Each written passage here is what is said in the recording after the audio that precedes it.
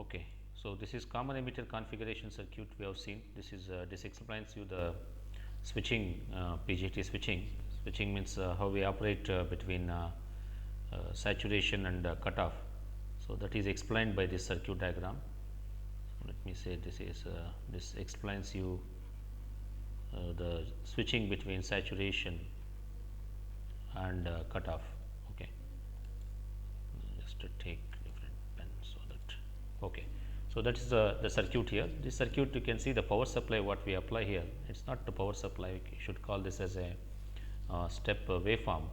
Let me zoom little bit so that you can see here. The step waveform we have applied here starts from a cutoff region, which you can see that we have started with negative step waveform and all the way we have gone to positive and again negative. It proceeds something like this. This is the step waveform which we apply as an input for this BJT, which is connected in common emitter configuration. The reason for applying this step waveform is to see how this performs as a switch, or it migrates between or jumps between or hops between saturation and cutoff.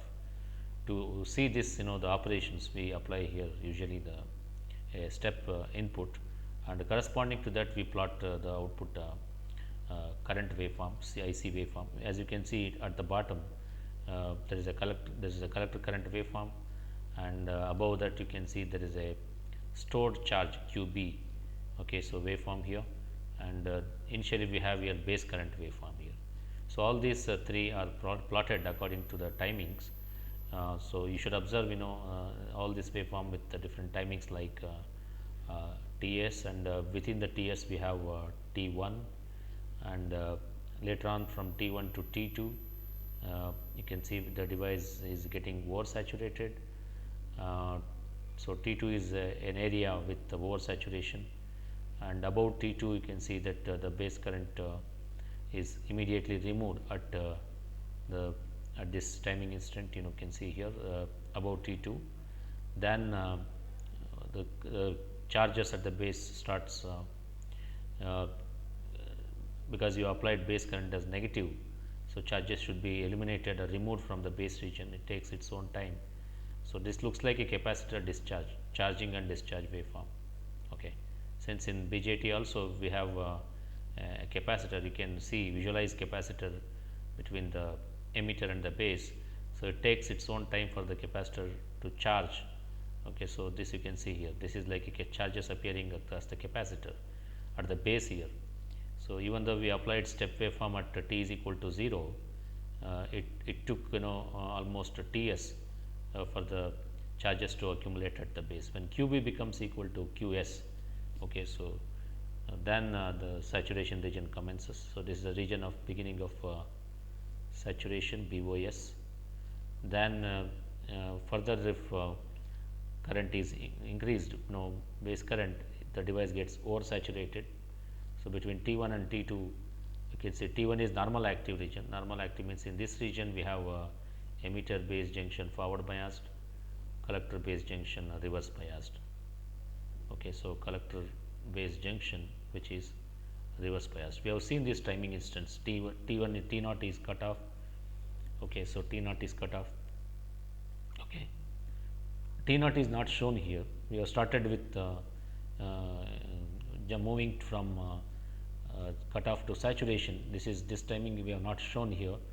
So the current is going to be 0 in this case, even though if we start discussing here with negative base current here.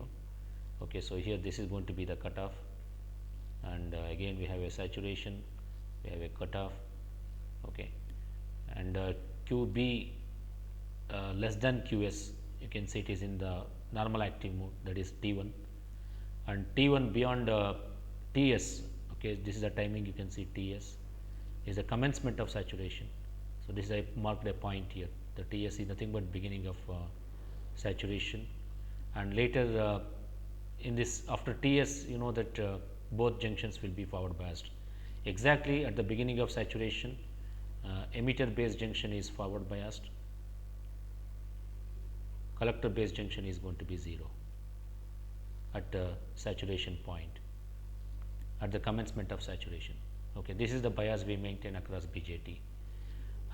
Further in the oversaturation region, you can see that emitter base junction is forward biased, collector base junction also forward biased. Both are forward biased, that is why device becomes oversaturated. So, between Ts and T2, so it is oversaturation. So, this is this region is oversaturation.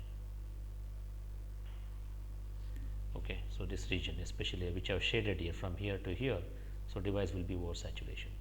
Further, when the base current is has gone negative minus IB, so then you can see the charges starts getting removed from the base region, slowly it disappear in the base region, but collector current remains almost constant. In the beginning from 0 to Ts, there is a sharp increase in the collector current. Okay, so that is till the beginning of saturation. Once saturation commences, saturation current collector current becomes almost constant, and when the base current goes negative, the collector current for some time it will not go negative. You can see till here to here. Okay, so base current is again positive only, it does not go negative. After some time, when QB becomes less than QS, here is the point where QB is less than QS. Okay, so this is QB is less than QS. For this, sorry for that, this is little bit. Okay, so this is a point for QB less than QS.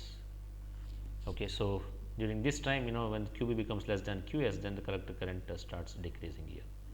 Okay, so expression for collector current is this: IC is equal to ECC by RL. That is the constant saturation collector current. ECC is the battery and RL is the load resistance here.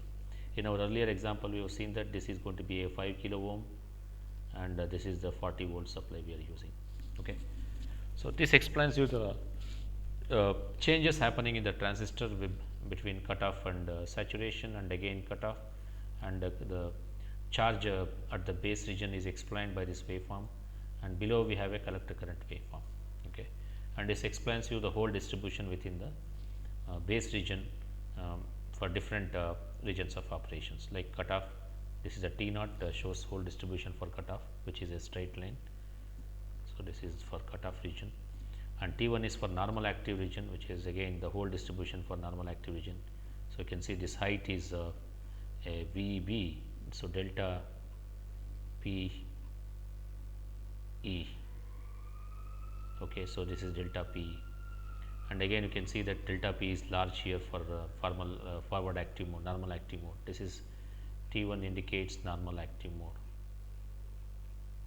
Okay, this is normal active mode, and T1 is TS here. Okay, so TS means it is commencement of saturation. So, this is the commencement of saturation. Okay, so you can see again delta P has been increased, delta PC is going to be 0 here, and so delta P has been increased. So, this is the for forward active mode, this is delta P, and this is the value of level of delta P for beginning of saturation, and this is the value for okay, so delta P for final saturation. So, this is delta P. Okay, and we have now delta PC because we applied even forward bias at collector base junction. We have a delta PC also. Okay, for remaining T naught, T1 and till Ts, delta PC is 0. Here this is delta PC is 0. Okay, so this is what the timing, the whole distribution within the base region shows, for different regions of operations. Okay, now let us move on to the switching cycle here. This is the when we apply, the input, the step waveform, the output collector current waveform is as shown here.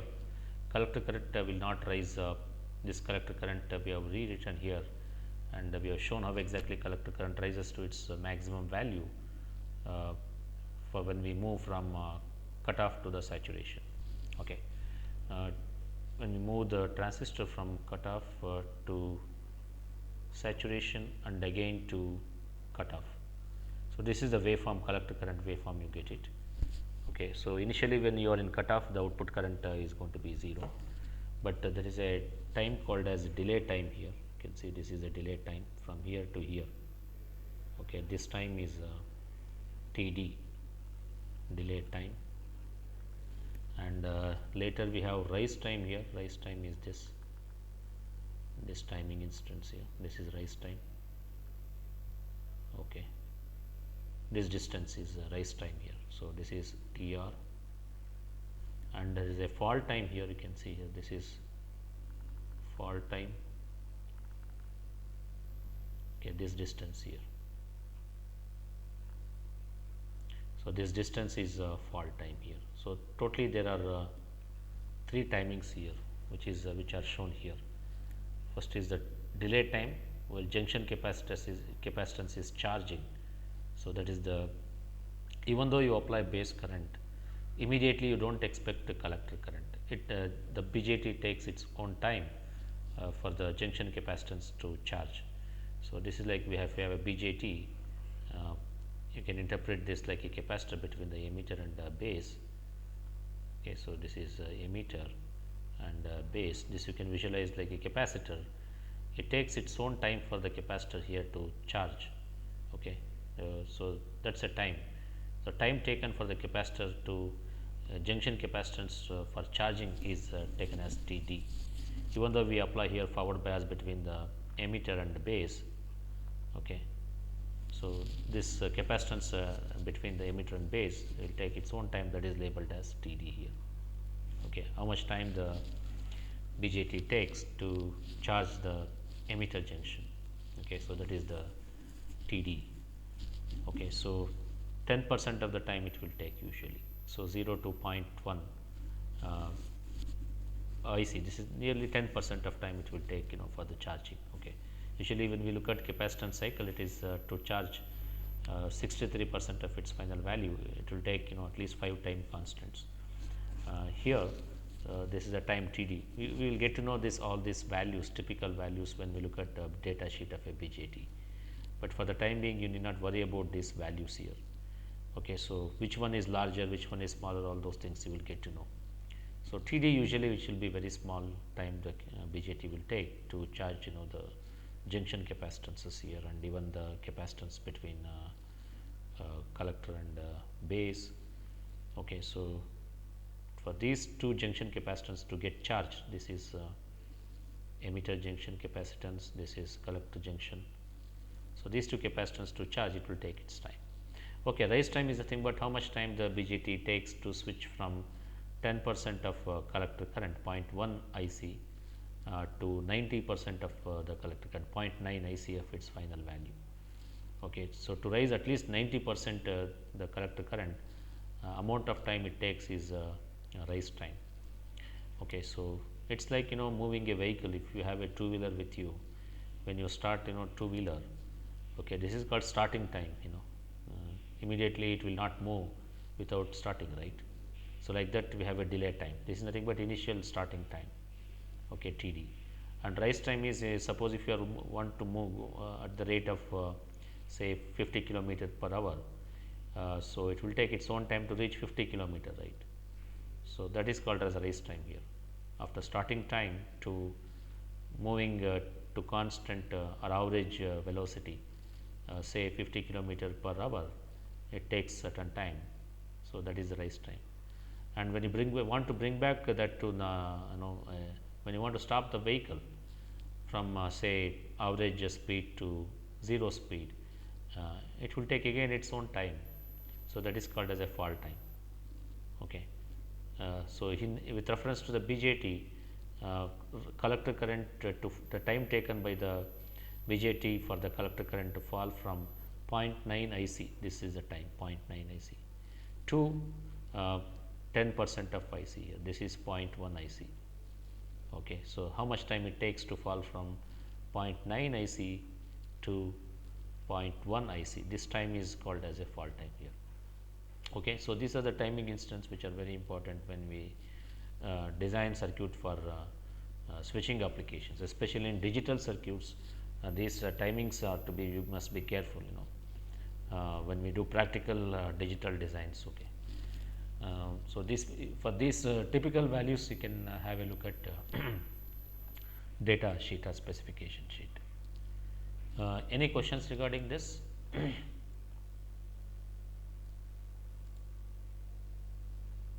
Okay, so these are the timings which we have given. You can just look at this, and here we don't need, we don't have derivation for this TS what we have shown here, and okay,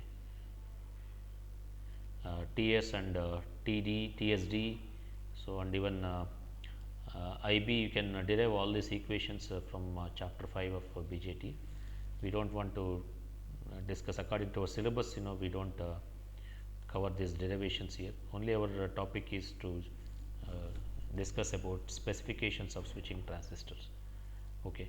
So, we have defined a rise time, fall time, and even delay time. So, that is enough for this. Okay. So, with that, I think we have covered almost all topics related to the bipolar junction transistor. Now, in a conclusion, I can say that BJT is a very good fast acting electronic switch, but when it comes to power consumption, this is not good. So, BJT consumes a lot of power, and even fabrication of BJT in integrated circuit is quite it is not economic, it is expensive. Okay. So, that is why we do not prefer BJT in today's electronic systems. Wherever we need high switching speed, especially for different applications, specific applications, like when we want to have a very good switching speed, at that time we prefer BJT circuits. But other than that, we go for FET based circuits. So, FETs are used in the circuit design. Okay. With that, let us move to the field effect transistors. Any questions are there regarding this switching application, switching BJT, switching and specifications? If you do not have, let us move to the field effect transistor. Okay. You can have a look at this field effect transistor. This is module 5. Okay. So, let me just upload this in the Google.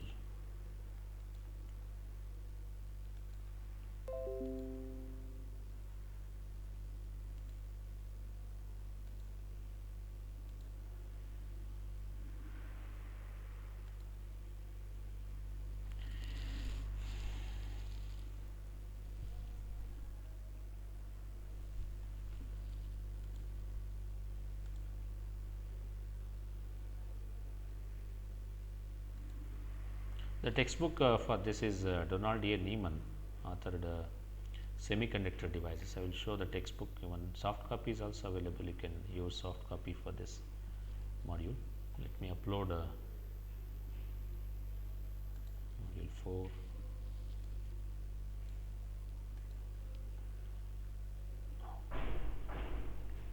I think the second part is not required. Let me upload the first part. Okay.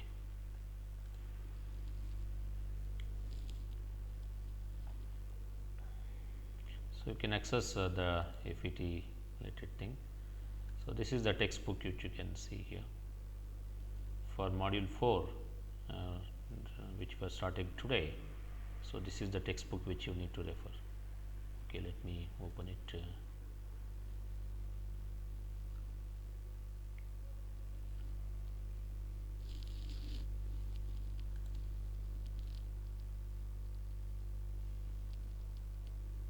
I will close the switching part.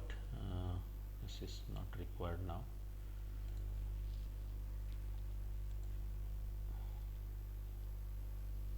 This is an e-book I have downloaded yesterday from some website. I have a link. Okay.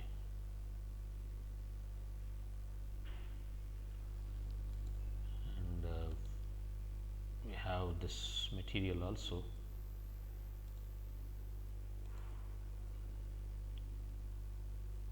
FET is an interesting chapter. Okay. So, because this is the state of the art. If you look at currently any electronic system, it is made up of FETs. If it is a very big family, under that you will see variety of devices, but today we will talk about just important devices like MOSFET. Okay. So, this is a textbook. So, this you can take it from, if you want hard copy, you can take it from the library. You can see the author is Donald A. Neiman. Title of the book which you need to follow for fourth module and fifth module is this: Semiconductor Physics and Devices Basic Principles by Donald A. Neiman, fourth edition. Please keep in mind that you need to follow the fourth edition. Earlier versions are may not suit our syllabus requirement. So, I suggest you to follow this book. Okay. So, he is a famous well known author, and this book is also very popular for semiconductor physics and devices. Generally, this book is referred by the students who take up a GATE examination. So, to understand the basics of semiconductor and its physics related things, and even to understand the electronic devices, its working principles. So, this textbook is going to be very good. Okay. So, this is published by the publisher, well known publisher is Tata McGrail. You can see the publishing date is 2011. Okay. So, even this is fourth edition, earlier versions are also available. Okay. This is about the textbook. Let's see whether material has opened or not. Okay, anybody knows what is a JFET or FET in general before we move on to the our syllabus FET? I will just show the content of syllabus so that you will know what we are covering.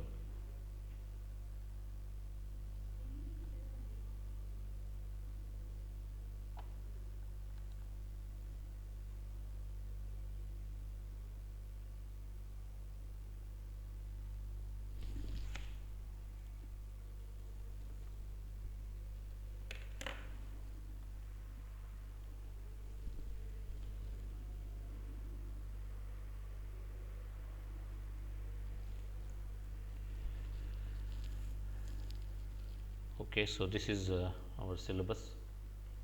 We have covered module 1, 2, 3, and right now we are at module 4. You can see the module 4, what are the topics we need to study here. Field effect transistors, under that we need to cover basic P and JFET operation. Today we will start this topic.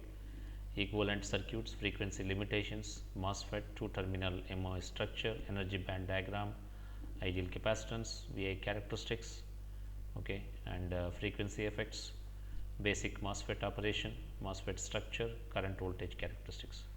So, when you see this content here, this gives you the fundamental idea of what is FET in general, field effect transistors, and you will study the important prominent devices like JFET, and then there are quite a few drawbacks in JFET, and not to overcome the drawback of JFET we go for MOSFET. MOSFET again we start talk about terminal and MOS structure, energy band diagram, and ideal capacitance. And to understand more about this MOSFET, we will focus on voltage characteristics and frequency effects also. And finally, we end up with basic MOSFET operation and MOSFET structure, okay, with current voltage characteristics. Okay, so I think with this with these topics, you will be able to understand what is FET, and you can even develop circuits based on FET. There are a lot of differences between BJT and FET. We will cover up in today's class. Okay, so that is regarding syllabus.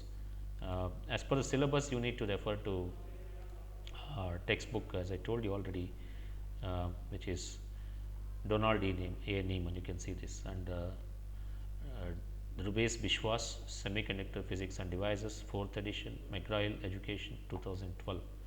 So, this is the book with the ISBN number given here. This is the book you can refer as per the university prescription, okay, for this 4th module. And even 5th module also, it is highly depends on this textbook. 5th module is completely on statement textbook, it is not textbook 2. Okay, so only for this FET we need to refer to Donald Newman textbook. Okay, so with that we will move on to the what is JFET. JFET stands for Junction Field Effect Transistor. Okay, so that is the expansion of that junction field effect transistor. Uh, we will study in here the basic structure, types, and working of an N-channel JFET and the characteristics. Okay, reference is again Semiconductor Physics and Devices, and you can refer a lot of material is there in the Google. Also, you can refer Google for material related to this textbook. So, let us look at the JFET, how it operates, basic principle in the FET and BJT here. Okay. Look at this, instead of writing a actual symbol we have shown here with a box, here this is a FET, field effector transistor. It is a 3-terminal device similar to BJT. BJT already we have studied this. This is also a 3-terminal device. So, we have here emitter and there is a base here. Let me write here, this is the base terminal. Okay, so this is base and this is going to be the collector terminal. Okay, so totally there are 3 terminals. Look at here the FET, similar to the BJT, we have in FET also 3 terminals. There is a gate here which is analogous to base, source here is analogous to emitter, collector here is analogous to drain. Okay, so D stands for drain here. So G stands for gate and S stands for source and D stands for drain. And this is analogous to the BJT. Gate is analogous to base and the source is analogous to emitter. Lastly, the drain is analogous to collector.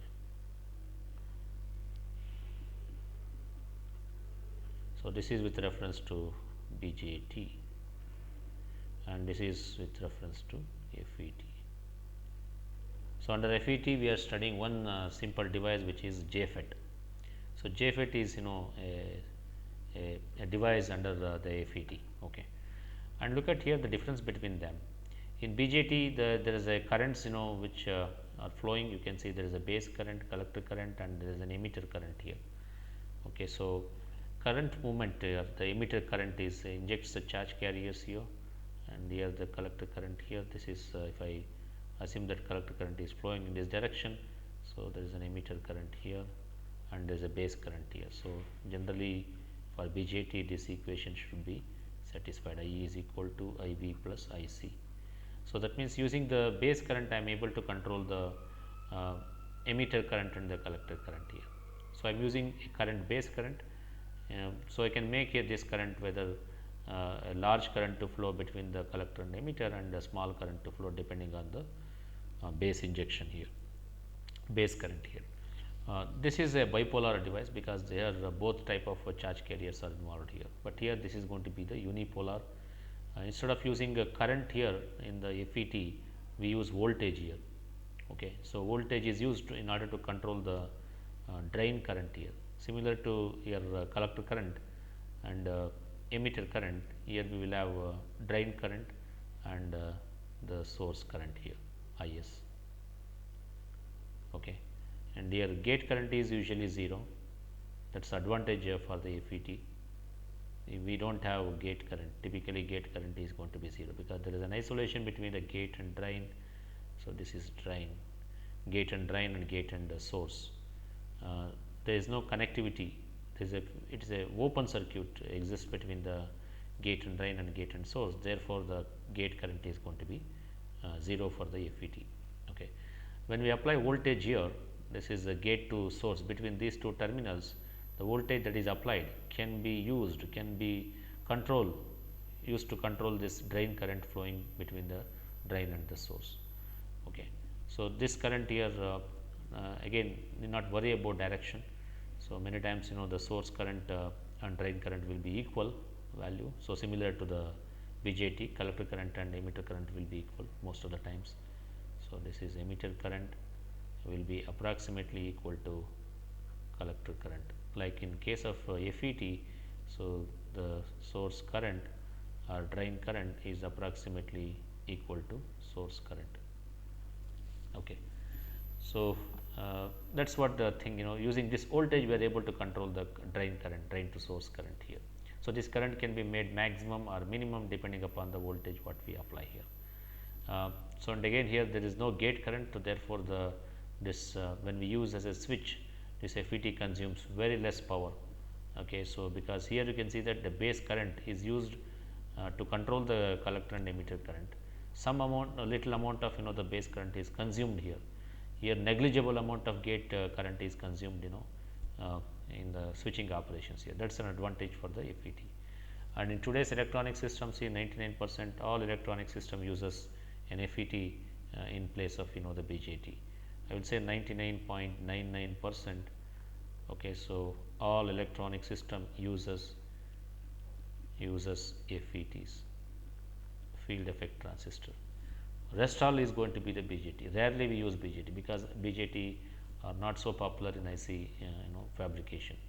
The conventional bipolar transistors has two types of current carriers, which we have seen that both with both polarities, holes and electrons and holes, majority carriers and minority carriers we have seen. In order to understand BJT very well, we need to understand minority and majority carriers.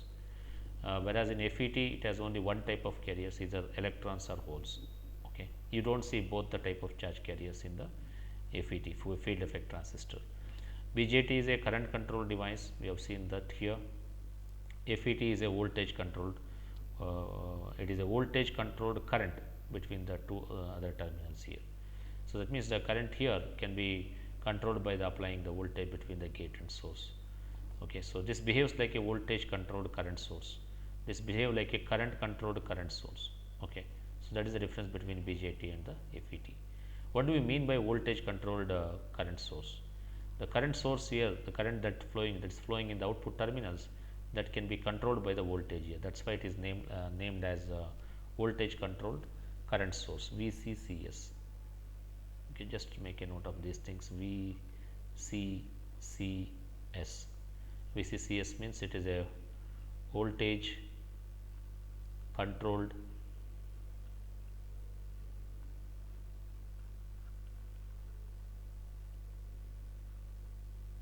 current source.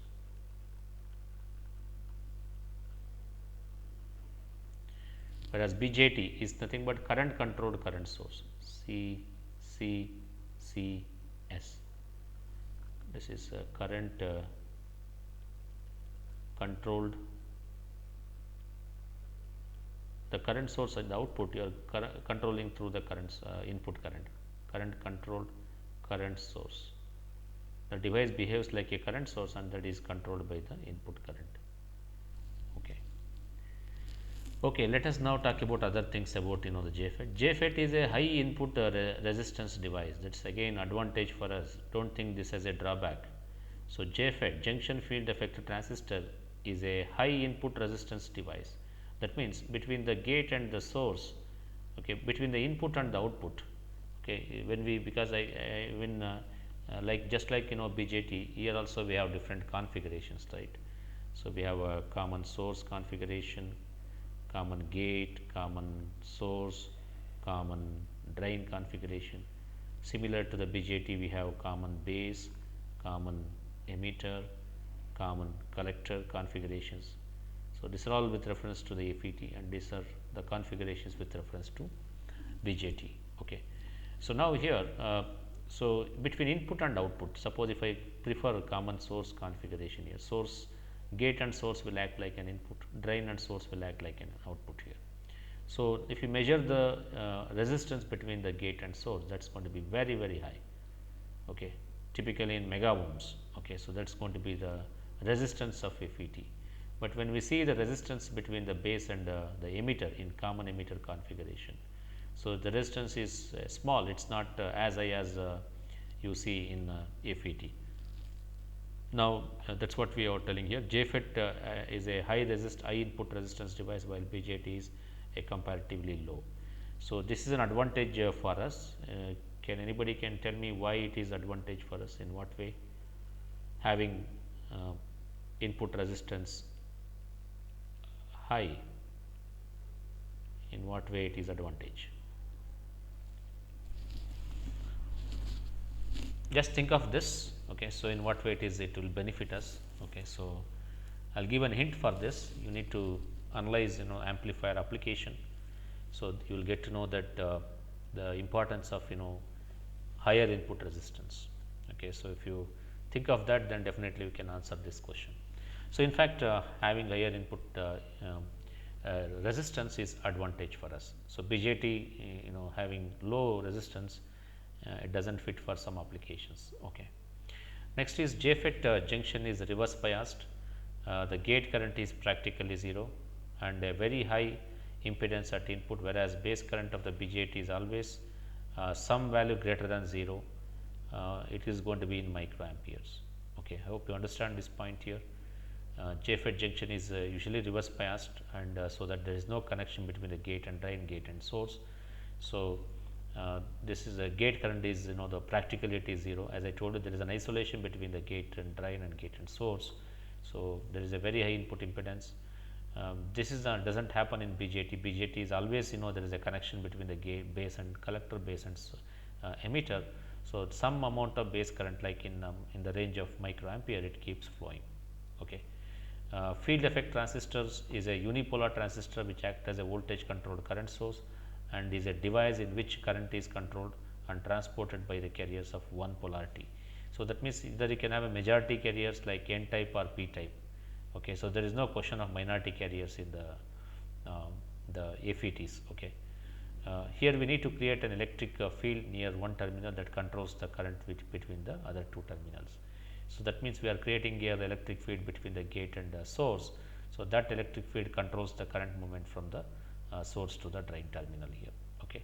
So this is a basic structure of the junction field effect transistor, which you can see here. So these structures, the cross sectional view of this, the same thing you can see here, and this is a two dimensional view of JFET. So these things will continue in the next class because it is already time up. So we will continue these things in the next class and explain more about this JFET and its characteristics, along with okay, the working principle of this the JFET. We will take up that in the next class. Do you have any question related to the BJT or JFET? Let me take up that as an offline, but for today I will try to wind up this class.